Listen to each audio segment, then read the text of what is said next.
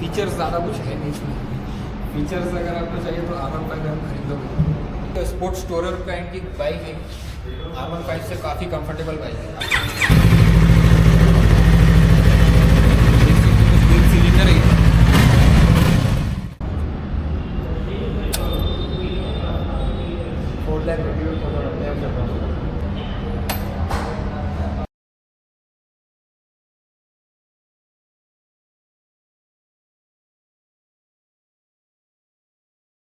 तो hey guys, welcome back to my YouTube channel. तो आज अपन लोग बात करेंगे यामाहा R3 की।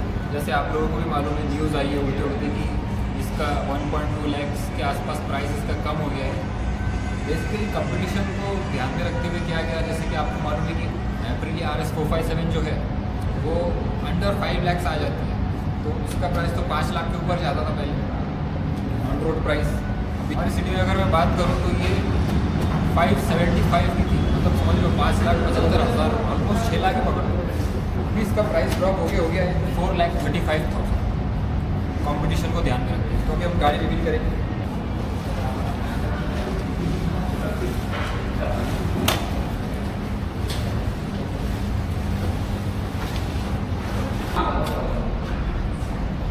गाइस, अभी मैं हूँ एक्सीड मोबिलिटी में, यहाँ आकाशवाणी चौक, जालना रोड, औरंगाबाद में। औरंगाबाद सिटी में ये एक लौती एक यामाहा का शोरूम है जहाँ पर आपको R3 मिलेगी।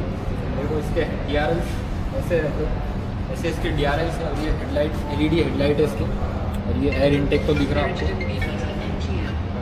अगर मैं आपको स्टार्ट करके थोड़ी देर में बताऊँ इसमें फीचर्स की अगर मैं बात करूँ तो फीचर्स ज़्यादा कुछ है नहीं इसमें। फीचर्स अगर आपको चाहिए तो R15 हम खरीदोगे।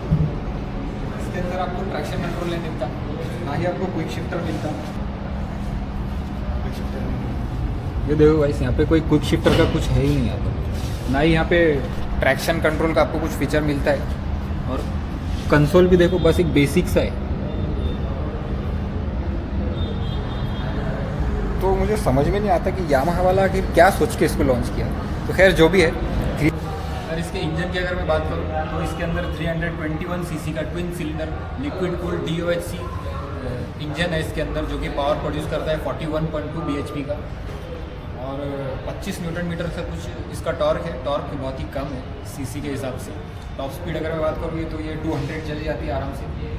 और इंडिकेटर्स की अगर मैं बात करूँ तो ये आपको LED इंडिकेटर्स मिल जाते हैं आपको। LED टेल लैम्प यहाँ पर है। नंबर प्लेट का लाइट आपको इधर मिलता, यहाँ पे तो नंबर प्लेट आप लगा ही सकते हैं। एक्सीड मोबिलिटी की ब्रांडिंग मिलेंगे आपको। और मैं चालू करके दिखाऊँ आपको, टेल लाइट कुछ ऐसा दिखता, और हज़ार्ड लाइट अगर मैं चालू करके दिखाऊँ, LED इंडिकेटर्स देख सकते हो आप। अगर इसके स्विच गियर की अगर मैं बात करूँ तो ये देख सकते हो आप, ZX10R जैसा है इंजन किल स्विच। ये हज़ार्ड लाइट तो यहाँ पर है, हज़ार्ड लाइट का स्विच। इधर आपको हाई बीम लो बीम मिलेगा। ये पास का स्विच इधर है।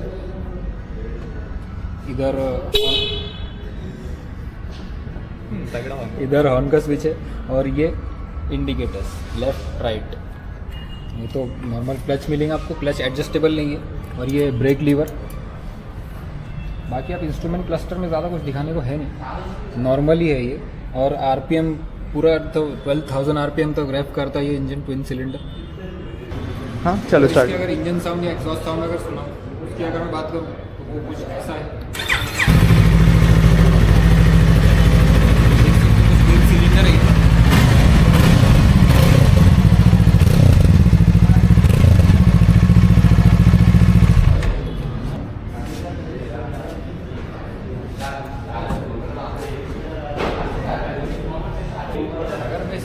अगर मैं इसके सीट हाइट की बात करूँ तो कुछ 780 mm सीट हाइट है, काफ़ी कंफर्टेबल है। मैं 5 फीट 6 इंच का हूँ, मेरे पैर पूरे आराम से नीचे जाते हैं। ये एक स्पोर्ट्स टूरर ब्रांड की बाइक है, R15 से काफ़ी कंफर्टेबल बाइक है। आपको ना हाथ में दर्द होना चाहिए, एकदम स्ट्रेट पोस्चर है इसका बैठ, अनलाइक R15 में आपको ऐसा झुक के बैठना, एग्रेसिव पोस्चर है। और अगर फ्यूल टैंक कैपेसिटी अगर मैं बात करूँ तो ये 14 लीटर का फ्यूल टैंक है, जहाँ पर आप E10 और E5 वाले पेट्रोल ऐड कर सकते हो। वैसे नॉर्मल पेट्रोल ही ऐड करो। इंजन कंप्रेशन रेशो की अगर मैं बात करूँ तो 11.2:1 का आपको इंजन कंप्रेशन रेशो मिलेगा, जो कि R15 से कम है। पता नहीं कि R15 का कंप्रेशन रेशो ज़्यादा है यार।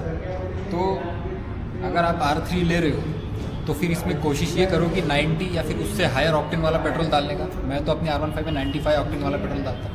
ज़्यादा टेक्निकल बोलिए नहीं, लोगों को समझेंगे नहीं। 160 रुपये लीटर बोलने का मतलब ये है कि जो पावर पेट्रोल, स्पीड पेट्रोल मिलता है ना, उसका ऑक्टेन लेवल 95 रहता है, वो डाला करो आप लोग। और अगर माइलेज की अगर मैं बात करूँ तो कंपनी क्लेम करती है 25 से 30 किलोमीटर पर लीटर का। बाकी आपके चलाने पे भी डिपेंड करता है। अगर आप ज़्यादा ही कुछ दूसरे गियर में 205 कर रहे हो, लिमिट तक जा रहे हो एकदम 12,000 RPM तक, तो ऑब्वियसली पेट्रोल ज़्यादा ही चलेगी। और अगर आप नॉर्मली क्रूज कर रहे हो तो फिर आपको मिलेगा अच्छा माइलेज। वैसे 300 सीसी के हिसाब से 25-30 का माइलेज अच्छा है।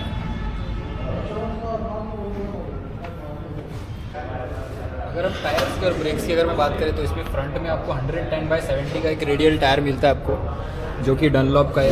और फ्रंट ब्रेक की अगर मैं बात करूं तो ये 392 mm का सिंगल डिस्क मिलता है आपको, जिसके अंदर डुअल पिस्टन ब्रेक कैलिपर वो भी है, तो एक्सियली माउंटेड मिलता है आपको। 300 सीसी के हिसाब से ये नहीं होना चाहिए था, एटलीस्ट रेडियल कैलिपर देना चाहिए था। और अगर रियर टायर की अगर मैं बात करूँ तो ये आपको 140/70 का रेडियल टायर मिलता है, ये भी डनलॉप का है। टायर सेक्शन सेम R15 जैसा ही है, थोड़ा सा वाइड अगर होता तो अच्छा हो सकता था मे बी।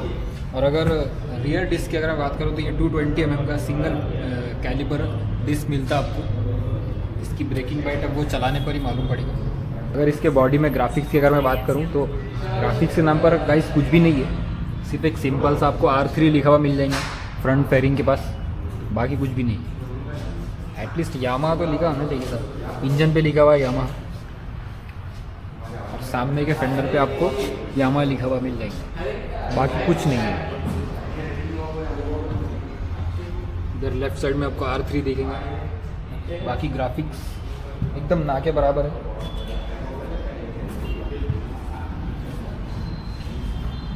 और ये आपको यामाहा का लोगो मिलेगा टैंक के ऊपर, फ्यूल टैंक के ऊपर, फ्यूल टैंक कैप।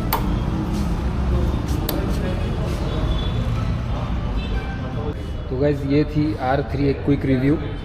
अगर आपको भी कुछ और ज़्यादा कुछ जानना है इसके बारे में तो आप exceed mobility Akashvani Jalna road Aurangabad में आप विज़िट कर सकते हो। सिर्फ एक्सीड मोबिलिटी पे ही अवेलेबल है फ़िलहाल ये सामने मेरे जालना रोड है, यहाँ पर आओ आप यहाँ पर, और ज़्यादा डिटेल्स के लिए शोरूम में विज़िट करो आप।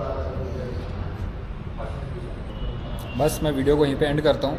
वीडियो को लाइक कर दो, कुछ भी अगर आपका सवाल है तो फिर नीचे कमेंट कर दो, और चैनल सब्सक्राइब कर दो। बाकी मैं मिलता हूँ आपको किसी अगले वीडियो में, तब तक के लिए देखते रहो।